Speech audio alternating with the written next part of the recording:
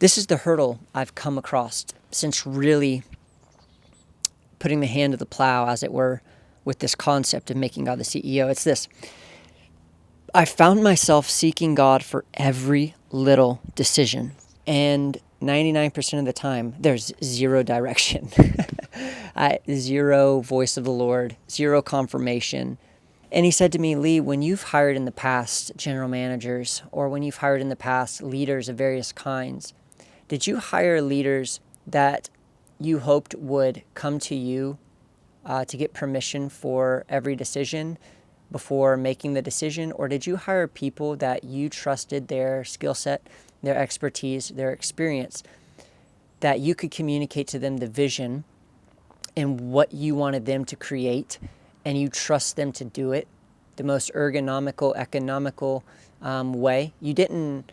And the answer to that is no. If I hired someone that came to me and asked for permission or what I thought about every decision, I would grow weary and think I've got the wrong person. There's going to be a lot of decisions you have to make. And as long as you are making them unto the glory of God, you're running the decision through the proper filter before you act. What's going on, everybody? I hope you're doing awesome. I wanted to talk about this thought.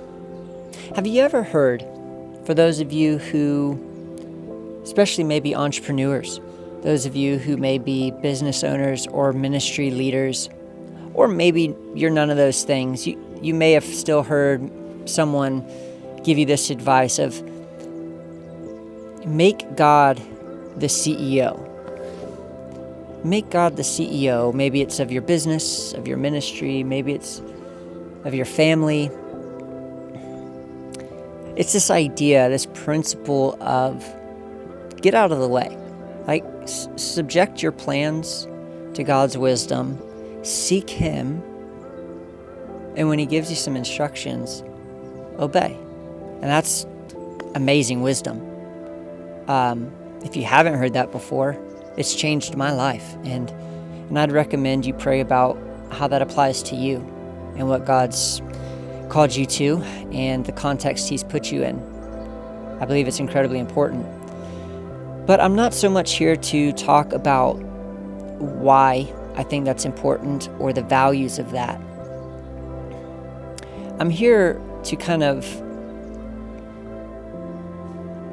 talk about a hurdle I've run into since trying to apply this to my life. I've always had an entrepreneurial spirit, all since high school. I have tried more things than you can imagine, and I have failed at nearly all of them. And by failed, I mean I haven't been able to sustain a living by them. I haven't failed if you're talking about I've learned every single time.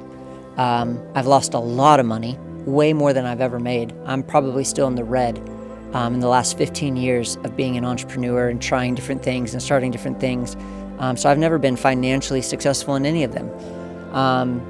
But I have learned a wealth of knowledge that no university could teach me, and no amount of success could teach me. In other words, if I had attempted something and been successful my first try, I would have never learned like 98% of the things I learned by failing so many times. And it wasn't until, 12 or 13 years into trying things that I heard this idea of making God the CEO, and don't make plans and ask God to bless them, but instead tap into the heartbeat of what God is doing and partner with that, and serve what God is doing and God's vision. And if God's given you a vision and it's a business of some sort or a ministry of some sort, obey that calling He's put on your life, but subject it to Him and make Him the CEO of it. And so, in other words, you're not the one who makes the decisions. You're not the one who makes the plans, and you've got to learn to set your wisdom and your strategies on the back burner and subject them to the voice of the Lord. Really hard to do, really good and easy in theory, really hard to actually apply in life, especially when you have no-brainer deals being presented to you and no-brainer doors being open to you and no-brainer options being open to you. And and you still have to like take those to the Lord and subject them to Him in a season of fasting and praying and get confirmation. But it's an easy concept.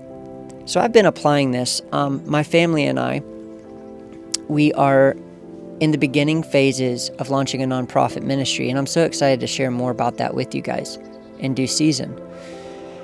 And of course, there's such an amazing history to this, with the Lord confirming things and giving us vision. And so we're moving forward with it. We're investing a lot into it. We could lose a lot. It's a scary thing. But the first thing we've done is subjected all of this to the Lord. The Lord is the CEO, the founder, the president of this thing, and we're just trying our best to get our orders from Him and walk in obedience. And this is the hurdle I've come across since really putting the hand to the plow, as it were, with this concept of making God the CEO. It's this. I found myself seeking God for every little decision. And 99% of the time, there's zero direction. Zero voice of the Lord, zero confirmation, on establishing a board, who should be on that board, should we make these things our values and what we chase in terms of our mission and vision, or should we, just this on the website, that, should we put money here, money there? How should we go about these things? And should we connect with these people and try to bring this person onto our team? There's so many decisions you make throughout the course of a single day. And I found myself trying to subject every decision to the Lord and approach Him for every decision. And a couple nights ago, I was in prayer, and I was talking to the Lord about this. I was like, God, there are so many decisions to make throughout the day, and I'm trying my best to present all of them to you and hear your voice and get your say in them before I make a single decision. And it's so hard because you don't give me an answer on the vast majority of them. And I felt like the Lord impressed in my spirit this idea. He said to me, Lee, because in my past, I've had to hire people. I've been higher up in org charts, and I've had people under me, and I've been in charge of building teams and putting right people in place. And so I have a history of knowing how to vet candidates and what to look for and things of that nature.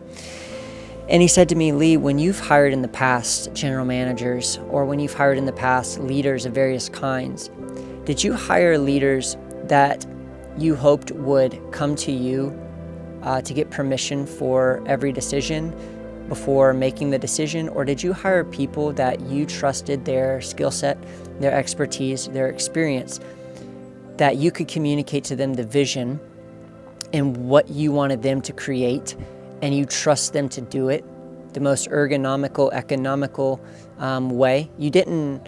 And the answer to that is no. If I hired someone that came to me and asked for permission or what I thought about every decision, I would grow weary and think I've got the wrong person in this job. Because when you hire a leader, you hire them because of their experience, their background. You trust that you're bringing them on. And all you really want to do as a high-level leader is say, here's the vision, here's where we're going.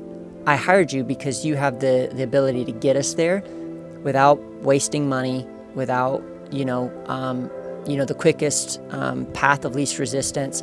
I hired you because you know what you're supposed to be doing.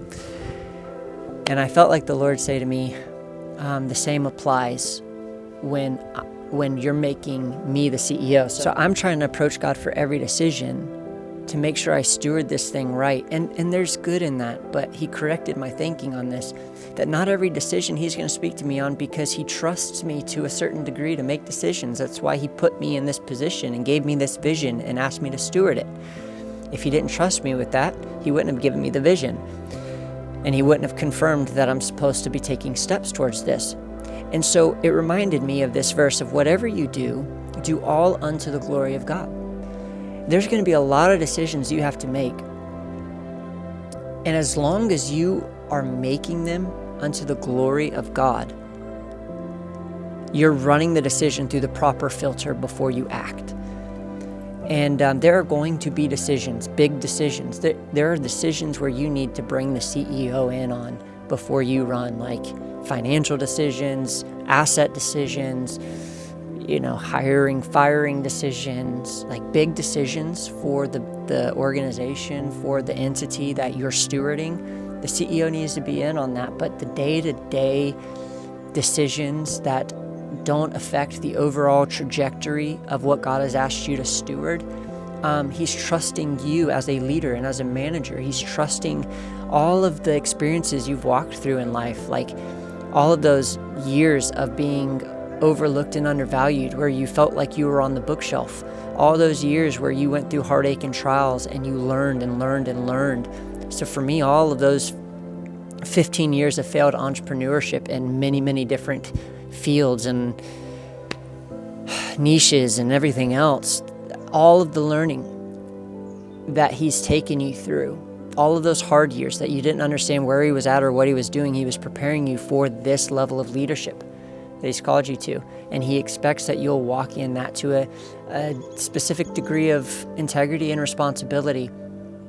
So don't be discouraged and don't be afraid that if you make decisions that need to be made in the day-to-day, that you're not necessarily making God or keeping God the CEO of that. Always be open and always be listening, even on the smallest decision, for God to prick your heart or to not give you peace.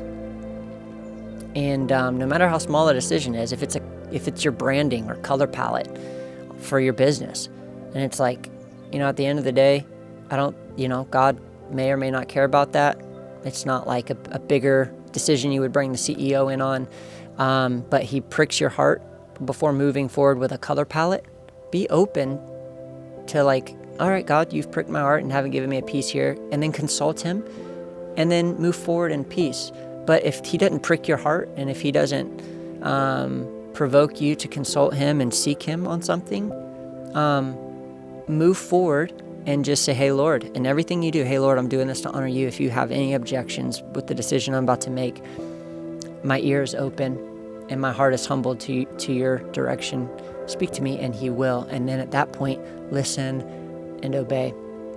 Otherwise, move forward with what He's asked you to steward and do it unto His glory, and you will be successful. You will find fulfillment, and He will fulfill His purposes for you. So I hope this has been edifying and encouraging to you. Until next time, as always, God bless you guys.